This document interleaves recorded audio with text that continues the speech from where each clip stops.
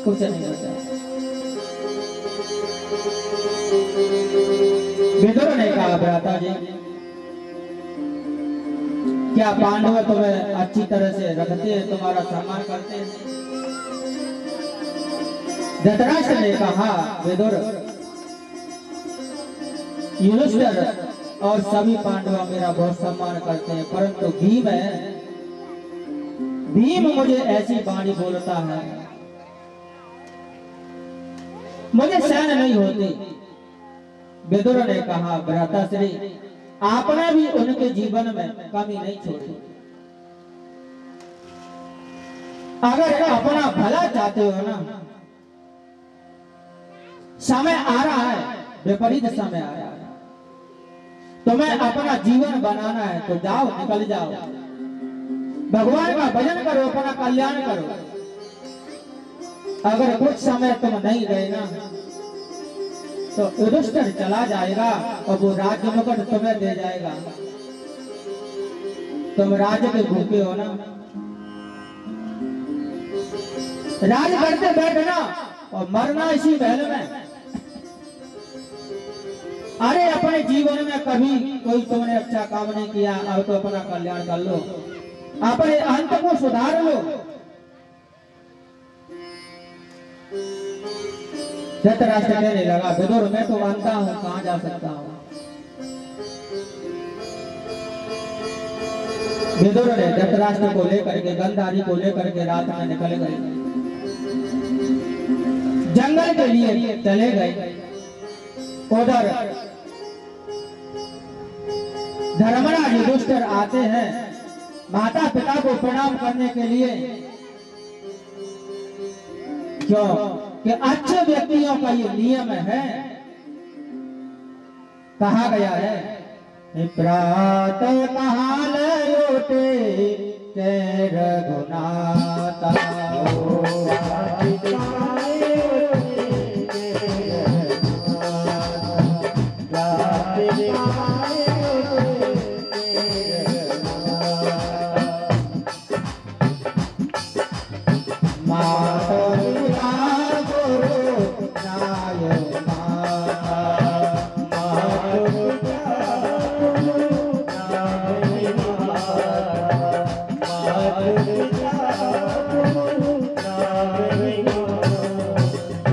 संध्या सवेरे माता पिता के चरणों में प्रणाम के लिए जाते हैं।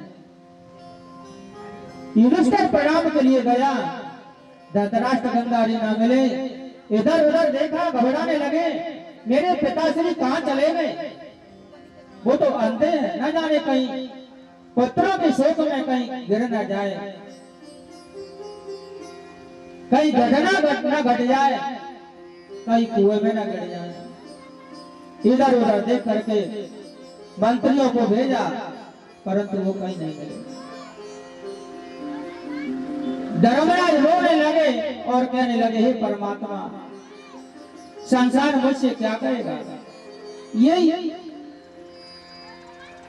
कि धर्मराज ने अपने ज्येष्ठ पिताश्री का ध्यान नहीं रखा, अपने माता पिताओं का ख्याल नहीं रखा और उनके पुत्रों को भी मार दिया और उनको भी। बहुत दुखी मन से युधिष्ठिर व्याकुल हो रहे थे। तब महल में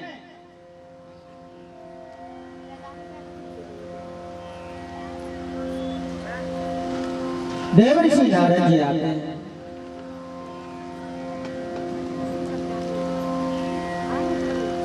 धाम में ये उनका मित्र था पर्वत, उनको साथ में लेकर के नारद जी आए।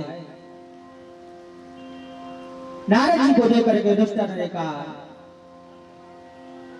हे देवर्षि, आपको तो पता होगा कि मेरे माता जी पिताजी कहाँ हैं।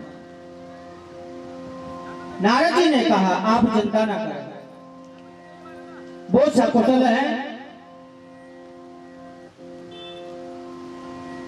और तुम्हें किसी की चिंता करने की कोई जरूरत नहीं है, क्योंकि सबकी चिंता करने वाला तो परमात्मा है। संसार में सबको अपने कर्मों का फल भुगतना ही पड़ता है। काल कर्म गुणाधीन देहोऽयं पंचभौतिक कथमन्यास्तं गोपायेत सर्व दृष्टो यथा परम्। काल कर्म गुण के अधीन ये पंच भौतिक बना हुआ देह है, यह किसी की रक्षा कर सकता है। जैसे अजगर सर्प ग्रस्त जीव और को कैसे बचा सकता है? कोई जीव अजगर के मुंह में घिसा हुआ हो, वो दूसरों को कैसे बचाएगा? इसलिए कोई किसी को नहीं बचा सकता। जीवन में अपना कल्याण करो, भगवान का भजन करो, और कहा चिंता मत करो। आज से 4-5 दिन पीछे ही बस उनका अंत हो जाएगा। युधिष्ठिर ने कहा उनका दाह संस्कार कौन करेगा, कौन क्रियाक्रम करेगा? नारद जी ने कहा सब कुछ हो जाएगा, परमात्मा सब कुछ करता है। कलेवरं हास्यते स्वयं ताच भस्मी भस्मिष्यते धृतराष्ट्रस्य मोक्षः स्याञ्जानेन विदुरस्य। अपना शरीर वो त्याग करेंगे, जंगल में आग लग जाएगी और अपने आप भी भस्म हो जाएगा। विदुर जी के ज्ञान से धृतराष्ट्र को मोक्ष हुआ।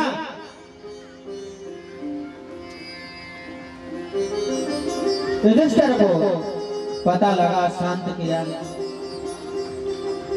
उनका मन बेचैन होता था, नाना प्रकार के अपशकुन होने लगे। युधिष्ठिर विचार करने लगे, हे परमात्मा ये क्या होने वाला है? इतने में ही अर्जुन आते हैं, रथ के पिछले भाग में बैठे, नीचे को मुख ये हुए, मुख मलिन। अर्जुन का देखा, युधिष्ठिर ने कहा अर्जुन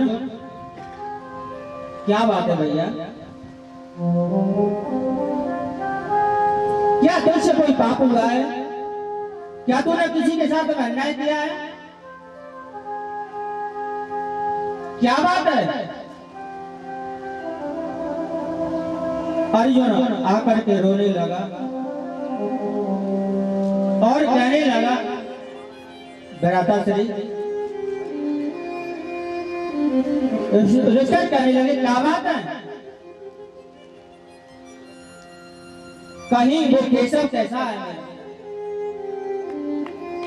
कहीं द्वारका में कोई घटना तो नहीं घटी? वो सकुशल तो है?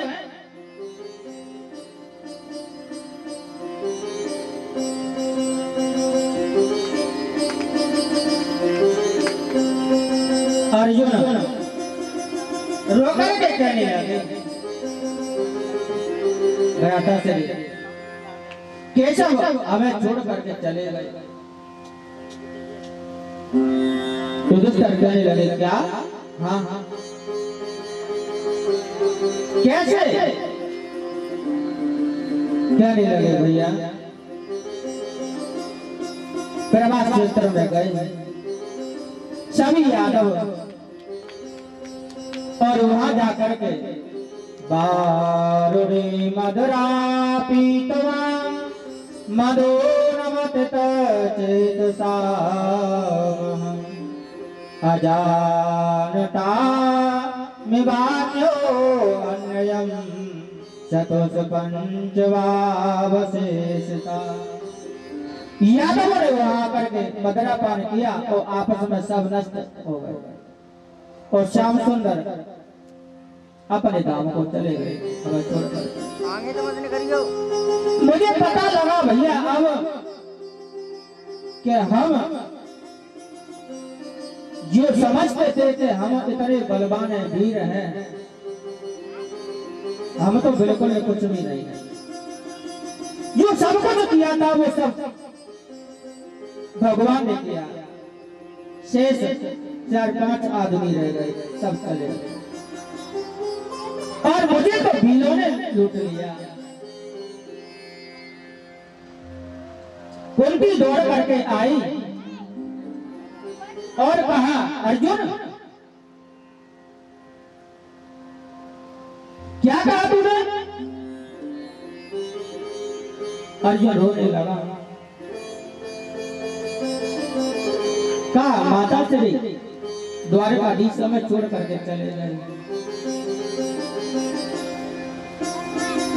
कुंती ने जैसे सुना तो द्वारकाधीश गए। श्याम श्याम कहे, श्याम कहे, श्याम श्याम कहे श्याम, तन परिहरे घन श्याम बिरे, प्रथा गई सुरदा। कुंती ने सुना तो द्वारकाधीश से छोड़ करके चले गए। कुंती ने प्राणों को त्याग दिया। सुनते ही कुंती के प्राण पकड़ गए। सभी पांडवों ने देखा माता जी तो गई, नाम सुनते ही प्राणों को त्याग दिया। पांडवों ने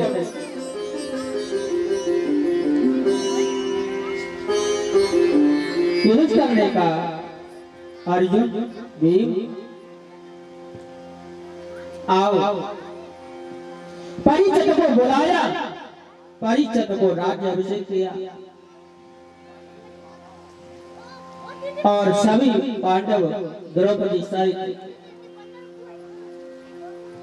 हिमालय के लिए चले जाते हैं, अपने मुक्ति के लिए चले जाते हैं। परिचत ने तनयामुपयम् इरावतीम जनमे जयादीश तुरस्तस्यामुत्पादयन् सुता। राजा परिचत ने उत्तर की पुत्री इरावती के साथ विवाह किया। उससे जनमेजय आदि 4 पुत्र उत्पन्न हुए। ब्राह्मणों को अनेक अनेक प्रकार के दान दक्षिणा देकर 3 अश्वमेध यज्ञ किए।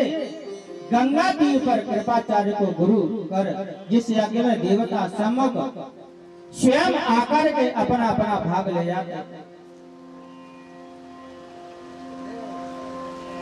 श्री सूतजी महाराज कहते, सोनक निज ग्रहा हो जसवीर, कलम दिग्गजय कवचत, निरपलिंगधरं सूत्रं जनन्तं गोमिथुनं पदा। किसी समय राजाओं का सा वेश धारण कर सूत्र गौ को, बैलों को पांव से मारता। कलयुग को दिग्विजय में अपने पराक्रम से राजा ने पकड़ा। सौनक ऋषि बोले थे, राजा परिचत ने दिग्विजय में किस लिए कलयुग को पकड़ा, कैसे पकड़ा, क्या हुआ, वो सब सुनाए।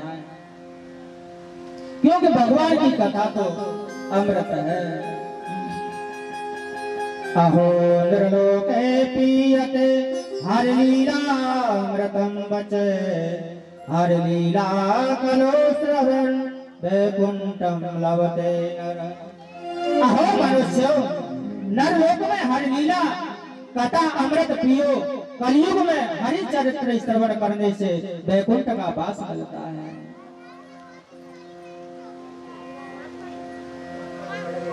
श्री सूतजी महाराज कहते, सोनक राजा परिचत दिग्विजय के लिए जाते हैं तो रास्ते में एक काला पुरुष धर्मं पदेकेनं चरणवच्छायामुपलभ्य रक्षते स्माश्रवदना विवत्सामिव मातरम्।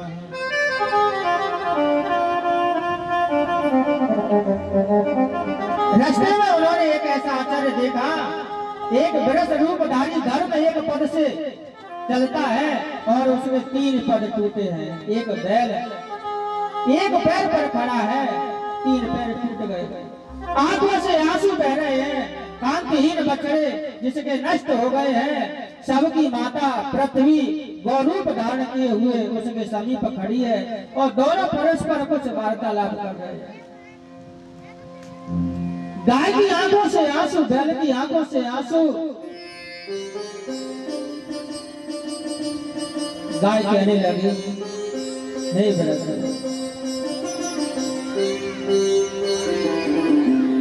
तो मैं क्या दुख है, क्या परेशान है? अब हमारा क्या होगा? अब हमारा रखवाला कौन है? द्वारकाधीश तो सब संसार को छोड़ करके चले गए। वृषभदेव कहता है, हे पृथ्वी, पुत्र माता पिता की रक्षा नहीं करते, क्या ये संताप है? बैल ने कहा, तुम क्यों रो रही हो? क्या तुम्हारी कोई रक्षा नहीं करता इसलिए रो रही है? संसार है धरती माता, संसार तुम्हारी संतान है और संतान का कर्तव्य है कि अपनी माता पिताओं की रक्षा करना। आज तुम्हारी संतान तुम्हारे ऊपर ही अत्याचार कर रही है, पाप कर रही है, क्या इसका तुम्हें दुख है? वह तुम्हें पुरुष खाने वाले राक्षस निर्दयी सबको महाकलेशित करते हैं, यह विषाद है। क्या कुकर्मियों में सरस्वती जी बसी हैं? जो ब्राह्मणों को न माने उनके घर लक्ष्मी देवी गई अथवा राजा लोग ब्राह्मणों का अपमान करने लगे, कुलीन ब्राह्मण सेवकाई करने लगे, क्या यह संदेह है? राजा परीक्षित सोना, अरे ये तो आपस में बातें कर रहे हैं, यथार्थ बोल रहे हैं। सत्यं शौचं दया शान्तस्य त्यागं सन्तोष आर्जवम् समोदमस्तपसाम्यं तितिक्षोपरितश्रुतम्।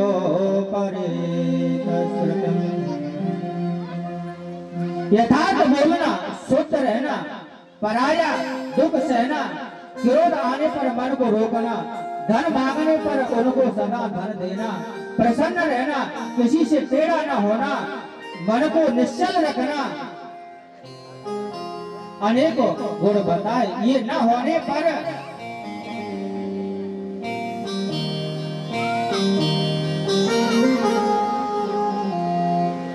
संसार में दुख होता है, पाप होता है।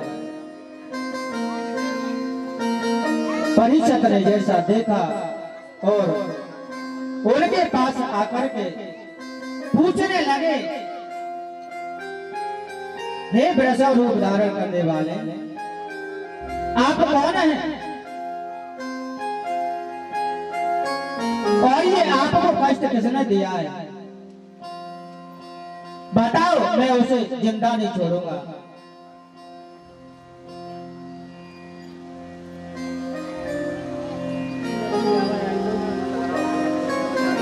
ये गाय को परेशान करता है, उसको हमारे राज्य में रहने का कोई अधिकार नहीं है। धर्मोवाचय हितादु पांडवेयानां युक्तमातवयं वचन येषां गुणागणो कृष्णो दौत्यादु भगवान कृत। धर्म बोला, हे पांडु वंशियों को यही अवैधान वचन कहना युक्त है, जिनके गुणों से वशीभूत भगवान ने दूताधिक कर्म स्वीकार किया था। आपको ऐसे ही कहना आपका कर्तव्य है। धर्म की रक्षा करना,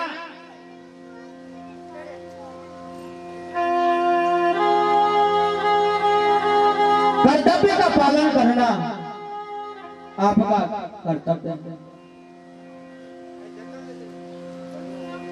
युधिष्ठिर ने कहा, बताओ आपको किसने परेशान किया? किसने अपने पैरों को तोड़ा? तब धर्म कहता है, हे राजा, पाप पापी का तो नाम लेने पर भी पाप लगता है, और कौन किसी को क्या परेशान करता है। कहने लगे कर्म प्रधान विश्व कर राखा,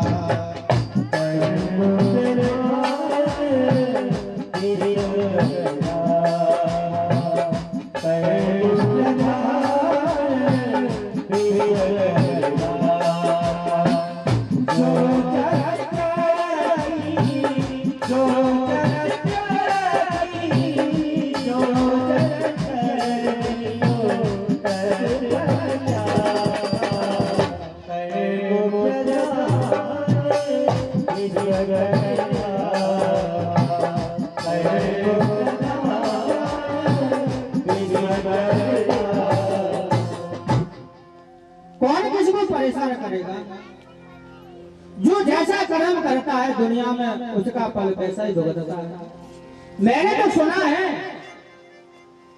अपने कर्मों का ही फल भुगतना पड़ता है। हे राजा, कहा गया है कर है जो कर्म पाव फल सोई,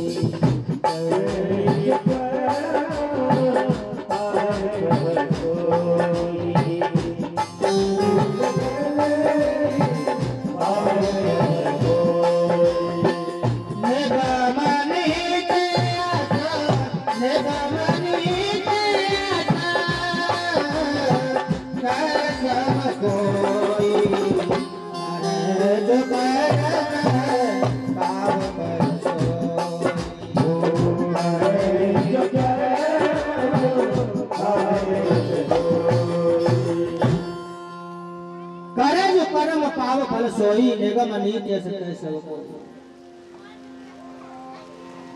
जो जैसा कर्म करता है वैसा फल भुगतता है, ऐसा वेद शास्त्रों में कहा गया है। स्वयं भगवान ने कहा है हंसी बोले रघु वंश कुमार,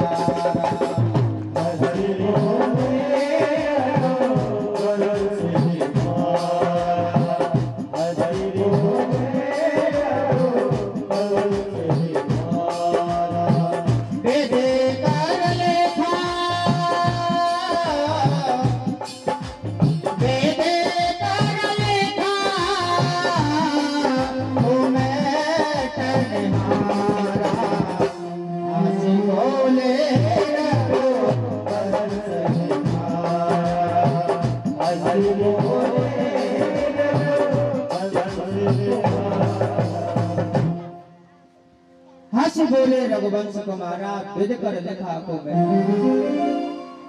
जो विधाता ने भाग्य में लिख दिया उसको कौन बैठ सकता है।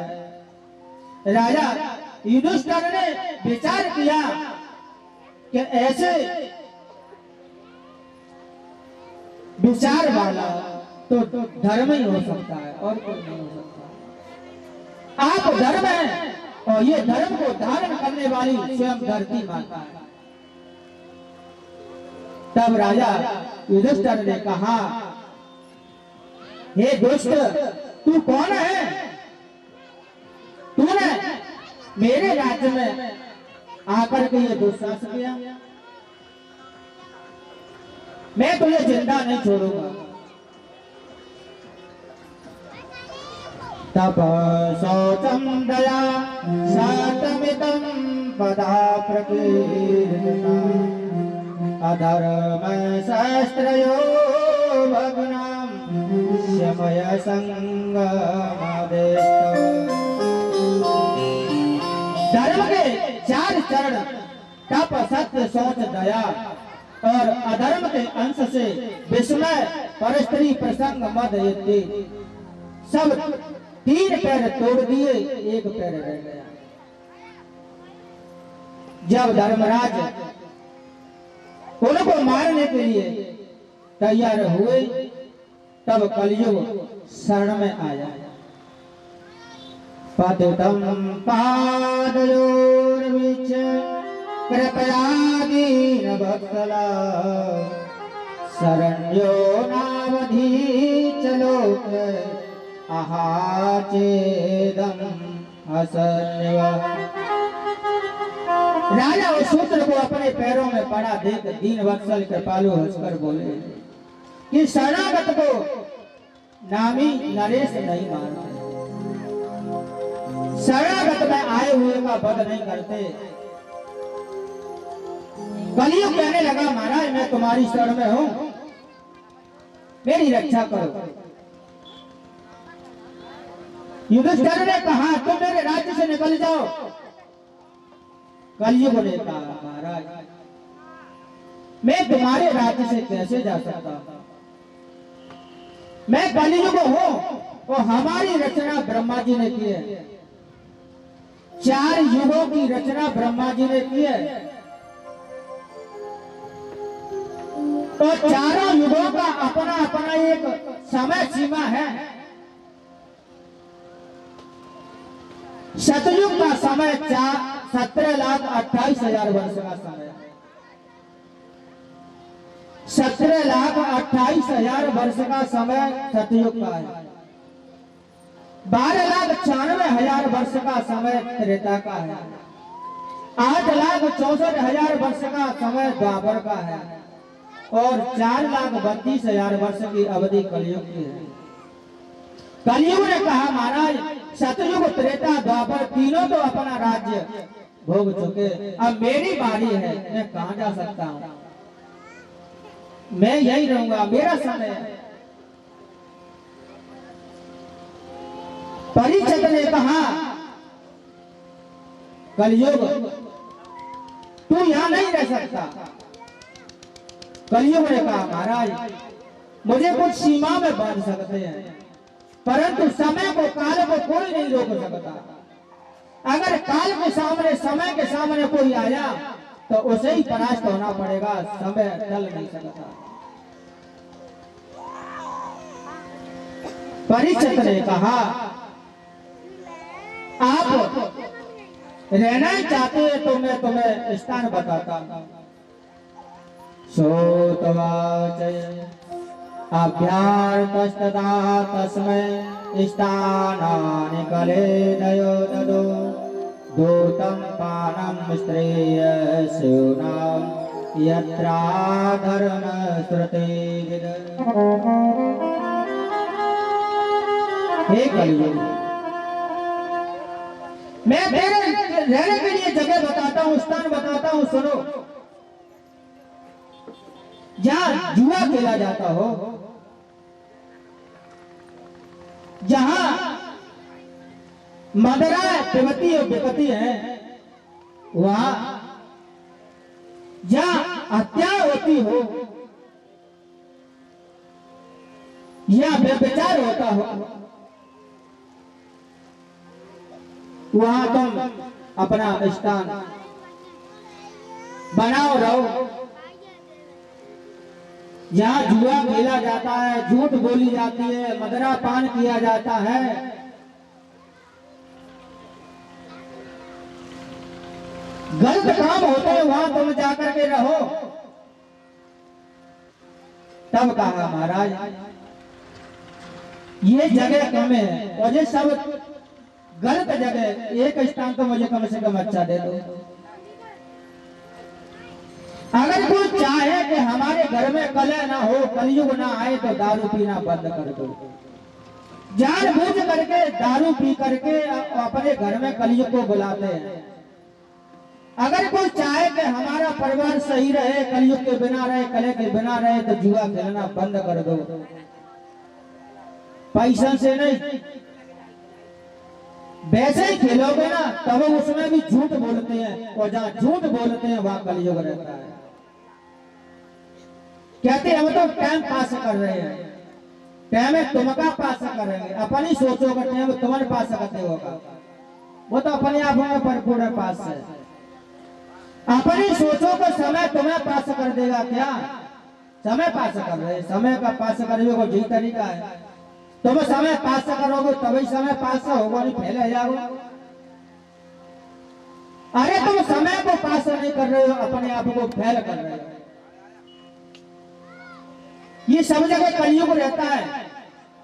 झूठ बोलोगे कलयुग है, व्यभिचार करोगे कलयुग है, हिंसा करोगे, हत्या करोगे वह कलयुग है, जुआ खेलोगे कलयुग है। अरे जिसको मदरा को शराब कहते हैं, शराब जिसके मुंह से अगर छिन गई ना, मान लो उसे शराब लग गई, जिसने दारू को मुंह से लगा लिया, समझ लो कि उसे शराब लग गई, वो बर्बाद हो जाएगा। दारू पीने वाले के सब कुछ चला जाता है। परीक्षित महाराज ने कलयुग को सोने में वास किया और कहा वो सोना अगर ईमानदारी की कमाई का है उसमें नहीं, जो बिना ईमानदारी का सोना है उसमें तुम वास करोगे। और जब कलयुग को स्थान बताया गया, तब रजोगुण में भी तुम वास करना, प्रधान का जो धन है उसमें भी वास करना। 5 स्थान इसी प्रकार और बताया। परीक्षित महाराज दिग्विजय के लिए गए थे, तब खजाने में जरासंध का मुकुट रखा था, उसे पैर करके गए और उसमें कलयुग वास कर गया। कलयुग मुकुट में बैठ गया, राजा की मति को भ्रष्ट किया और जंगल में आखेट के लिए गए। भूखे प्यासे फिरते फिरते फिरते फिरते ऋषि के आश्रम में पहुंचे। वहां महात्मा ध्यान में समाधि में बैठे हुए थे। समीक ऋषि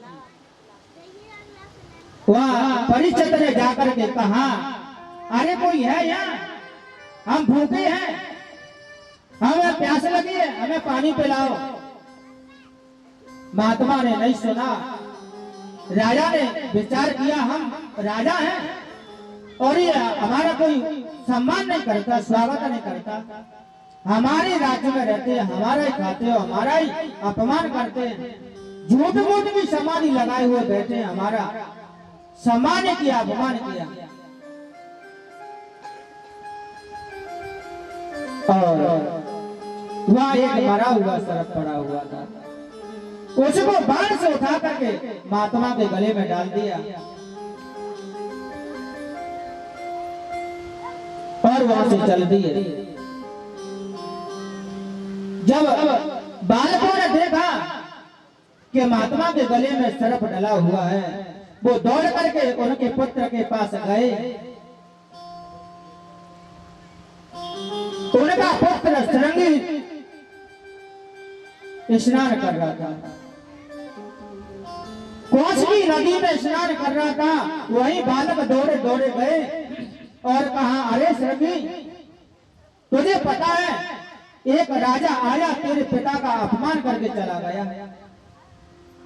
श्रृंगी ऋषि ने जैसा सुना कि मेरे पिता का अपमान किसी दुष्ट राजा ने, हाँ, उसको क्रोध आ गया।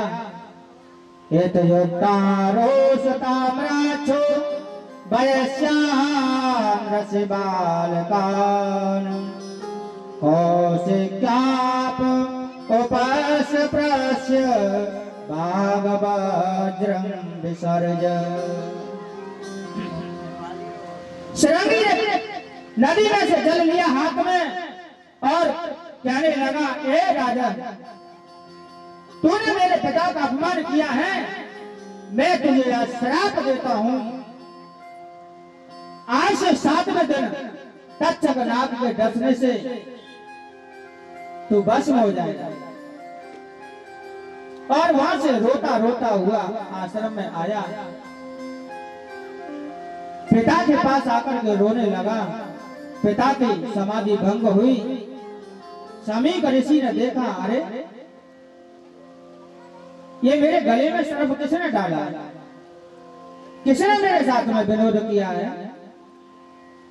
पुत्र रोकर कहने लगा, पिताश्री, एक राजा आया था, उन्होंने तुम्हारा अपमान किया है, परंतु तुम चिंता मत करो, मैंने उसे दंड दे दिया। महात्मा ने कहा दंड दे दिया? हाँ, किसको? अरे जिसने तुम्हारा अपमान किया उसको क्या दंड दे दिया? बालक ने कहा पिताश्री मैंने उसे श्राप दे दिया कि आज से 7वें दिन तक्षक नाग के डसने से उसकी मृत्यु हो जाएगी। शमीक ऋषि ने कहा पुत्र तुम्हें पता है वो कौन है? शमीक ऋषि ने जैसा कहा पुत्र ने कहा मुझे नहीं पता कौन है। तो तुमने बिना सोचे विचारे बिना समझे श्राप दे दिया। उन्होंने ध्यान धर के देखा कलयुग के प्रभाव से राजा परीक्षित की बुद्धि कुछ समय के लिए भ्रमित हुई और जो पाप कलयुग ने कराया है उन्होंने स्वयं नहीं किया, राजा को श्राप दे दिया।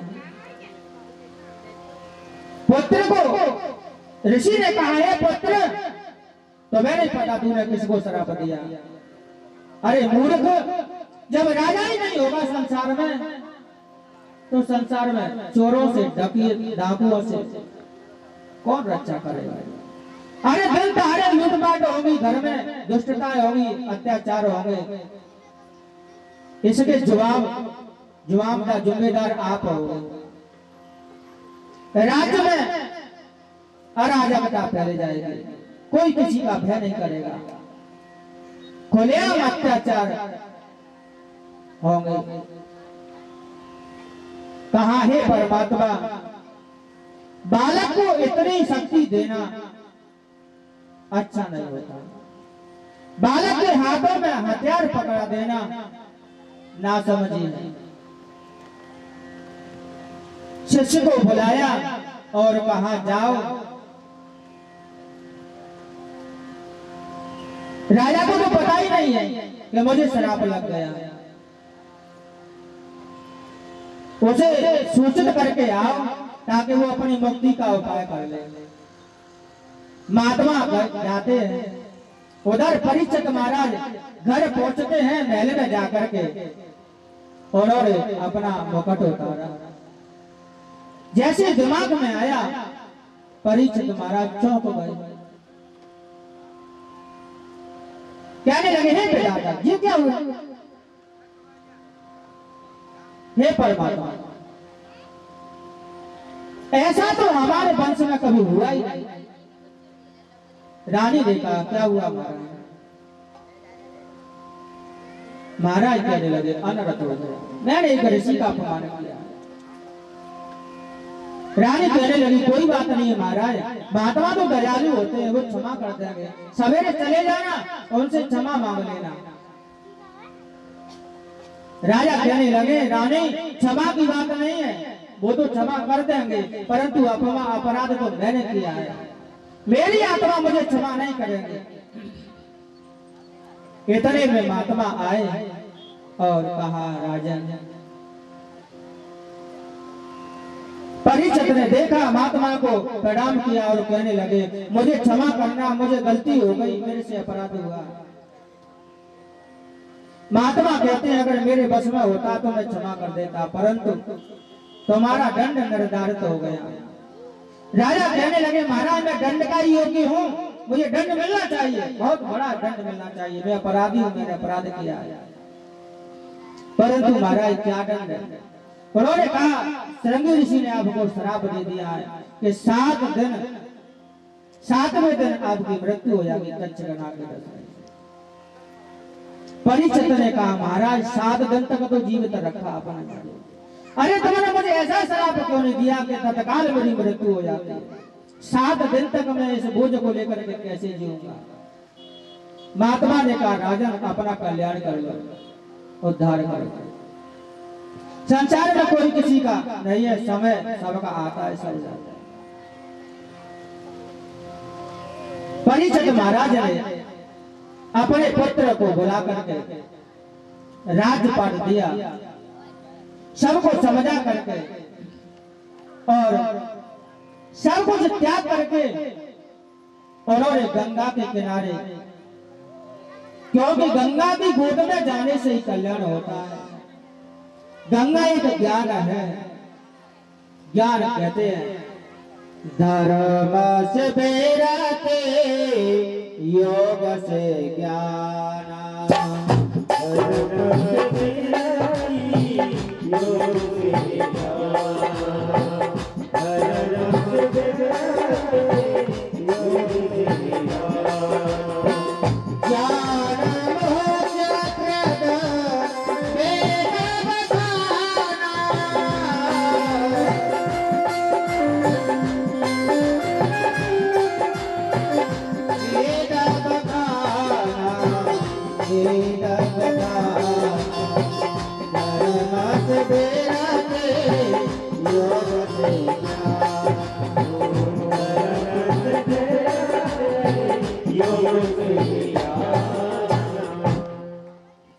धर्म से व्रत योग से ज्ञाना और ज्ञान मोक्ष प्रद वेद बखाना। गंगा ज्ञान का प्रतीक है, gंगा की शरण में जाए तभी मुक्ति मिलेगी। यमुना भक्ति के प्रतीक है, सरयू प्रेम के प्रतीक है। महाराज परीक्षित सब त्याग करके गंगा के तीर पहुंचते हैं। सभी ऋषि मुनियों को पता लगता है कि महाराज परीक्षित राजपाट को त्याग करके वैराग्य दान करके गंगा के तीर में पहुंचते। सभी ऋषि मुनि इधर उधर से सब आने लगे, सबको आसन देने लगे। परीक्षित महाराज सबको प्रणाम करके आसन सत्कार करते सब बैठे और पूछने लगे, महाराज मुक्ति के बारे में कोई उपाय बताओ। जिसको 7 दिन में ही मृत्यु होनी है, उसके मुक्ति का उपाय क्या होगा, वो अपना उद्धार कैसे करेगा। कोई कहने लगा तो ये काम करेंगे तो 1 साल में मुक्ति हो जाएगी। कोई कहने लगा 6 महीना में मुक्ति हो जाएगी। कोई कहने लगा 4 महीना में, कोई 5 महीना में, कोई 2 महीना में। राजा ने कहा, महाराज मेरे पास तो केवल 7 ही दिन है। इस प्रकार सभी आपस में चर्चा कर रहे हैं। सह विष्णु रातो अतिथय आगताय तस्मै सपर्या शीर्षा अजार ततो निवृता अहं बुधा स्त्रियो अर्वगा महासने सोपविवेश पूजिता। सभी बैठे थे, विचार कर रहे थे कि कैसे क्या किया जाए, मुक्ति कैसे होगी, कल्याण कैसे होगा। इतने में वहां घूमते घामते नंग धड़के बसमी रवाए हुए श्री सुखदेव जी महाराज चले आते हैं उस सभा की ओर गंगा के किनारे। बालक छोटे छोटे उनके पीछे भागते जाते हैं। कोई कुछ कहता है, कोई कुछ कहता है, कोई मिट्टी उड़ाता है, कोई धूल फेंकता है। जैसे ही वो गंगा के किनारे ऋषियों के पास आए तो बालक तो वापस चले गए। श्री सुखदेव जी महाराज को देखा, सब खड़े हो गए और कहने लगे कि अब तो कोई न कोई उपाय मिल जाएगा। बोलो श्री सुखदेव जी महाराज की जय। सुखदेव जी महाराज को दंडवत प्रणाम कर पूजन किया और आसन दिया, आसन पर बैठारे। परीक्षित महाराज हाथ जोड़ करके सुखदेव जी के सामने ज्ञान मुद्रा में बैठ गए और कहने लगे, प्रभु थोड़ा दूरी गैप बना, दूर बैठ रहे, जगह बहुत डरी है, हाँ दूरी बना। परीक्षित महाराज कहने लगे श्री सुखदेव जी महाराज से कि प्रभु जिसकी मृत्यु में केवल 7 दिन बाकी हो वो क्या करे। श्री सुखदेव जी महाराज ने कहा, राजन 7 दिन की तो सबकी अवधि है। तुम कहते हो कि 7 दिन में मेरी मृत्यु होगी, अरे 7 दिनों में तो सभी की मृत्यु होगी। एतवार सोमवार मंगल बुध बृहस्पति शुक्र शनिचर इन 7 बारों में 7 दिनों में तो संसार सबको जाना पड़ता। परीक्षित महाराज ने कहा, महाराज अगर कोई मृत्यु के द्वार पर लेने में लगा हो वो क्या करे? कोई मृत्यु के द्वार पर खड़ा हो उसे क्या करना चाहिए? श्री सुखदेव जी महाराज कहने लगे, राजा मृत्यु के द्वार पर तो सभी खड़े हैं, सभी मृत्यु के द्वार पर खड़े हैं। जिसका नंबर आया है कभी चले जाते हैं। कहा गया है, आग जग जीव नाग नर देवा,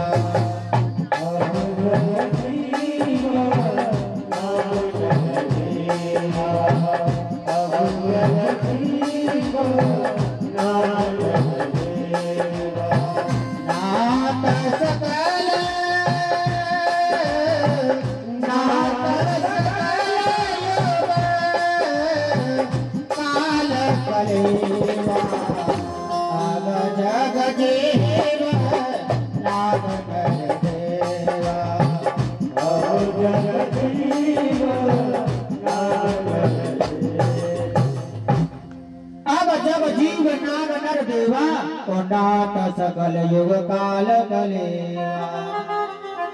सभी काल के कले हुए सबको ही काल का ग्रास होना है। सुखदेव जी महाराज कहने लगे, राजन तुम्हारे पास तो 7 दिन है। अरे मैं तो तुम्हारे अंत समय पे अंत क्षण में आ जाता, एक श्वासा बकाया बचती तब भी आ जाता ना, तब तुम्हारा कल्याण कर देता।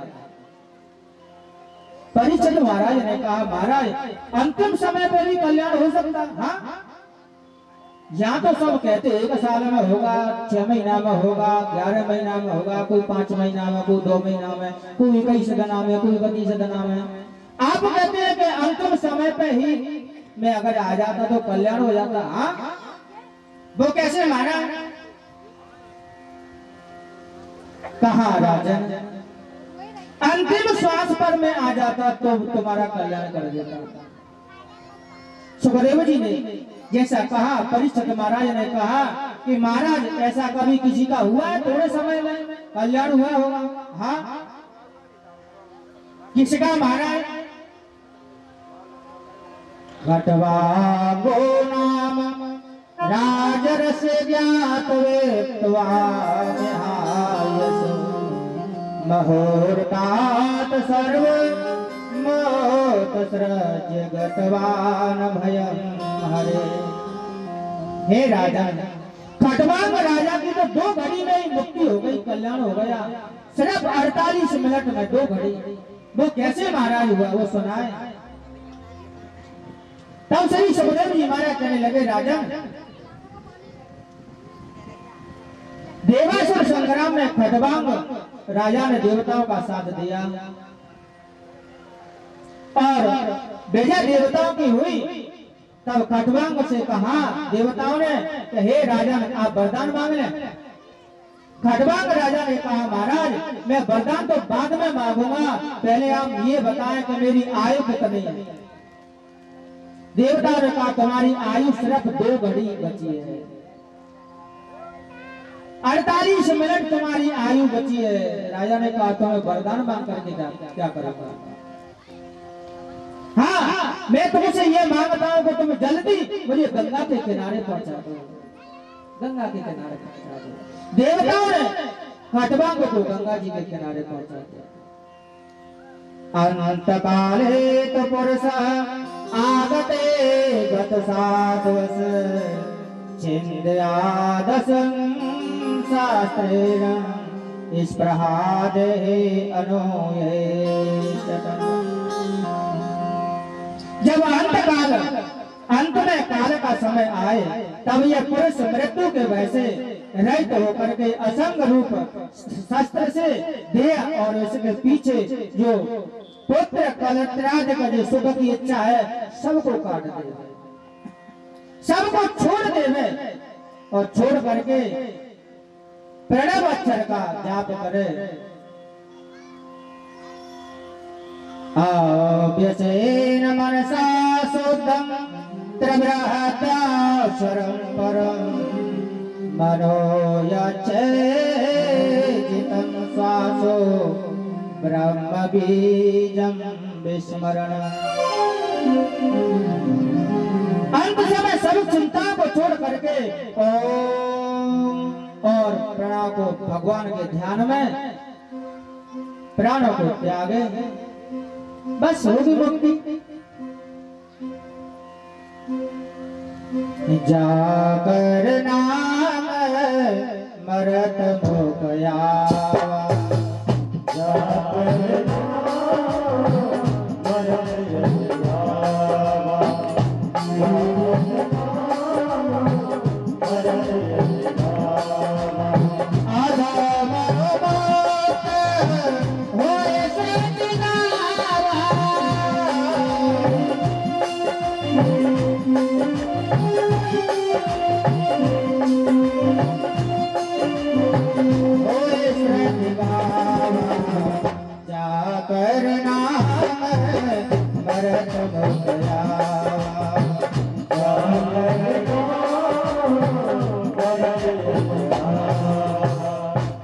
जाकर नाम मरत मुख आवा, अदमो मुख हो सुरत गावा।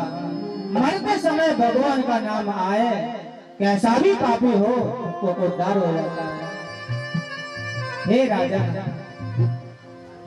आसन को जीतो, प्राणायाम रेचक पूर्वक श्वास खींचना, सांस रोकना,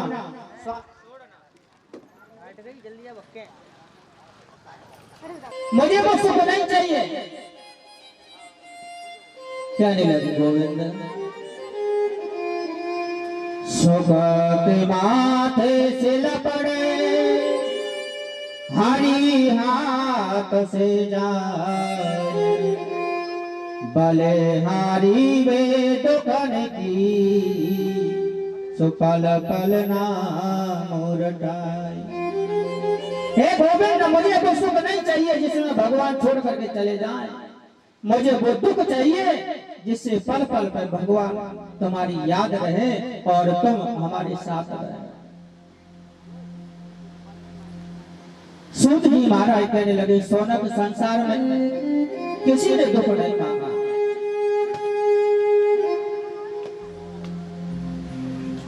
एक कुंती है, वो कहती है कि मेरे भाग्य का सुख है वो संसार में बांट दो, और संसार के भाग्य का दुख है वो मेरी झोली में डाल दो। कुंती ने कहा, गोविंद मुझे वो सुख नहीं चाहिए जिसमें भगवान छोड़ कर जाते हो, मुझे वो दुख चाहिए। कुंती को समझ आया और कहा, हे बुआ कोई बात नहीं है, तुम्हारा जीवन पूरा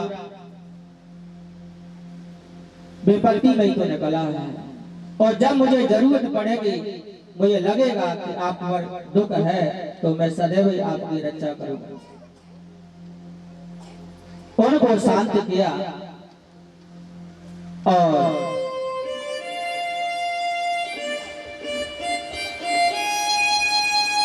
भगवान को जाने से पहले द्वारका उन्हें अपने एक भक्त की वचन की रक्षा करने की। एक बार पितामह भीष्म ने पांडवों का वध करने की प्रतिज्ञा की थी।